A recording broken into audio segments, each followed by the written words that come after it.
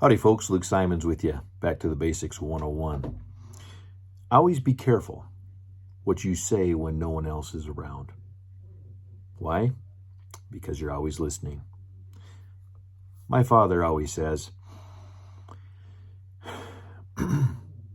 being successful is easy. Just create habits that will make you highly successful. It's harder than it sounds, but it is a fact of life. So recently I went to a seminar that really reinforced some things I was thinking in my life. And some of the things I was thinking is I have had the opportunity to be around some excellent people in my life. And these here are for your sound insurance quality. And some of these people that are influential in my life are elderly people. I've known them for a lot of them for a good majority of my life. And unfortunately, some of my heroes are getting old, physically, not mentally. In fact, none of my heroes are old mentally. Physically, they are getting very old. A lot of them are in their 80s. But you would not know it because they act younger than even myself. The other night, after family night, I was going upstairs, and with this Guillain-Barré that I have, French polio, it really does affect me. And when I yield to it, that's the problem, when I yield to it. I was walking up the steps to my bedroom. I said goodnight to my wife and children, and I was walking, and I realized I'm walking like an old man. I'm kind of walking slow, like old men do. And it dawned on me when I was about to the top of the step, I had a spurt of energy in me. I didn't have to act that way. You start acting old, and you will become old. You understand what I'm saying? I'm not saying that if you're paralyzed, you should jump up the steps.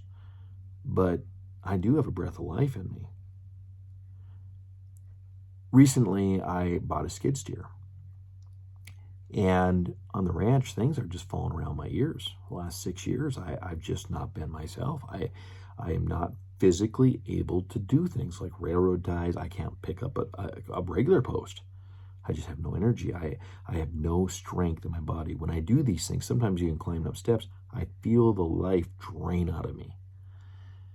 Bought a skid steer, and I feel alive again. I can move. I can move. If you put a grasshopper in a jar, he will jump and hit his head on the jar. He can jump out of that jar if it wasn't for the lid. And he just hits his head. And finally, his head gets sore, and he'll only jump that far. He won't touch anymore. You see what I'm saying? He won't touch. You can take the lid off, and he won't jump out of that jar because he's tired of his failures. When you, as a person, when I, as a person, begin to believe a lie, you will believe that lie. You will believe that lie. It's important not to believe the lie. Whether that be, in my case, physical ailment or an abusive relationship or things that have held you back all your life. Tomorrow's a new day. We had a preacher come and preach at our church last Sunday, and he just said, don't let your todays affect your tomorrows. Tomorrow is a new day. That's a real positive attitude. You can't keep a good man down. You can't keep a good person down, a good woman down. You just can't. Because when they get up, they will come back up. I was reading a Bible scripture the other day, and I just looked it up. It's in Micah. I think it's Micah 7. It says, "Rejoice not against me, O my enemy, for when I fall, I shall arise. When I'm in the dark places, God will be a light unto me." It doesn't say, "Rejoice not against me, O my enemy, if I fall," or the oddity of it might It says, when I fall. That's what it says. You will fall in life. You will fall in life. And you shall get back up. I shall get back up. But that's your choice. That's your choice. A bad attitude is like a flat tire. You can't go very far until you change it.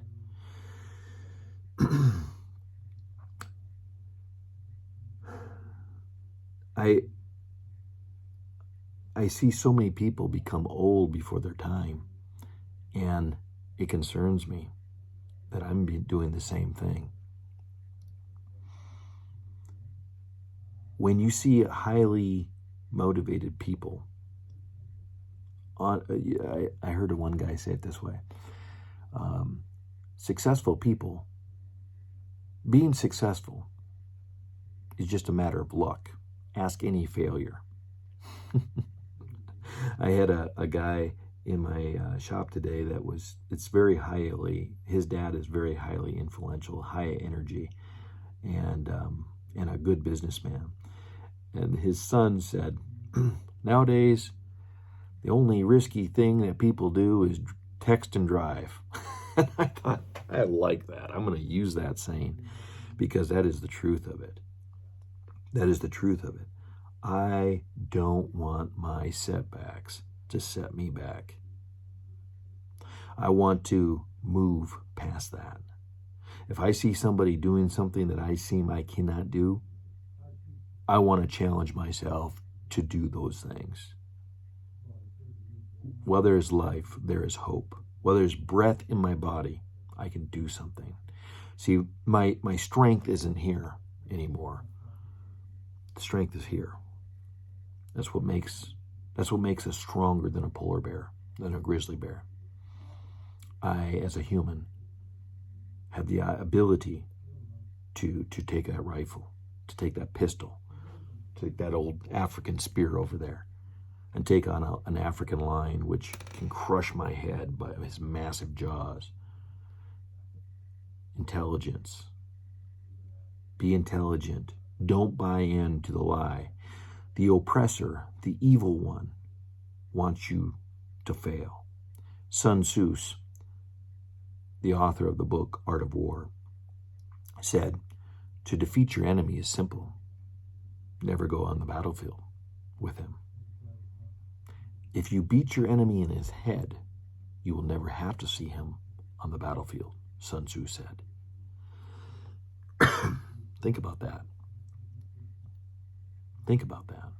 If King David would have allowed his setbacks to set him back, I mean, for crying out loud, his dad, Jesse, didn't even bring him to get a blessing of the king, to be the king.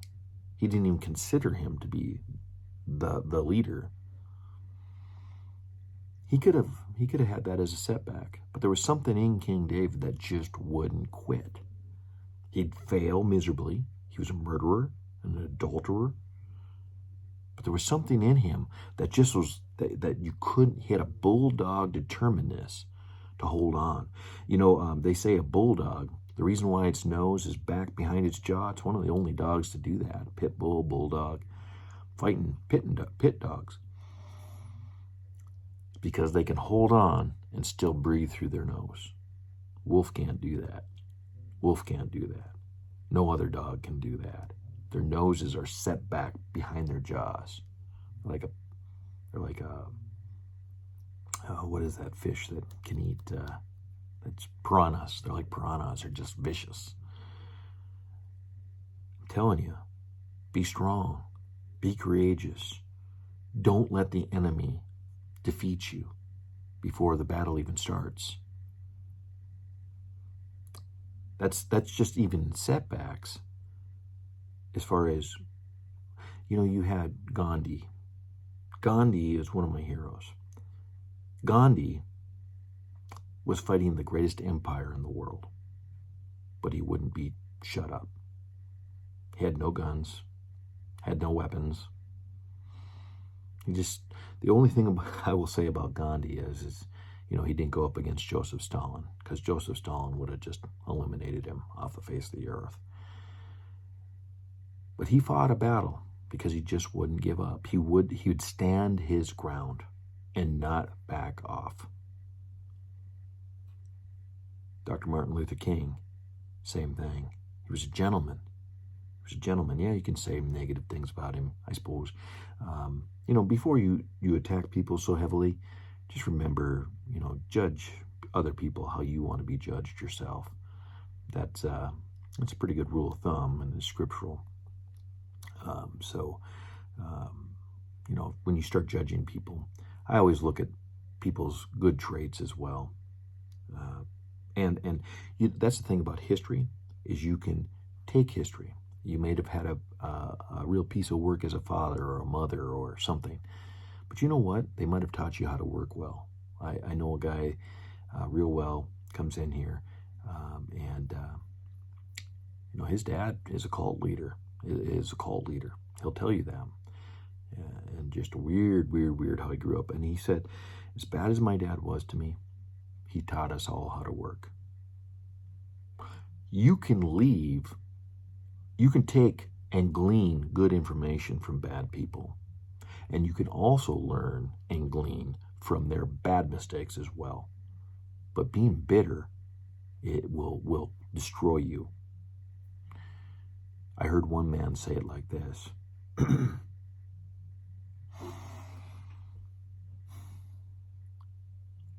Being bitter is like making a poisoned drink for your enemy and then drinking it yourself.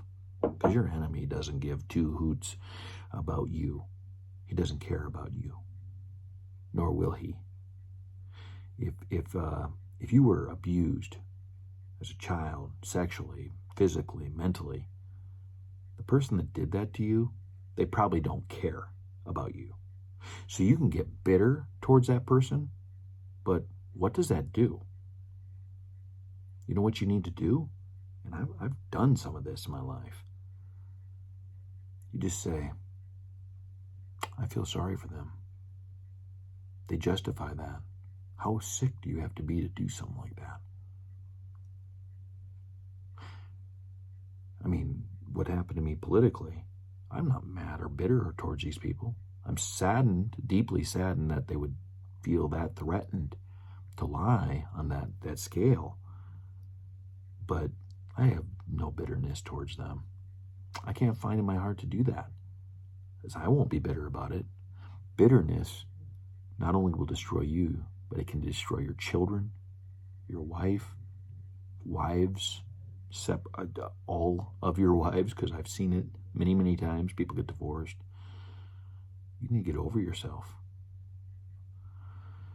Take some time to contemplate, but don't lie to yourself.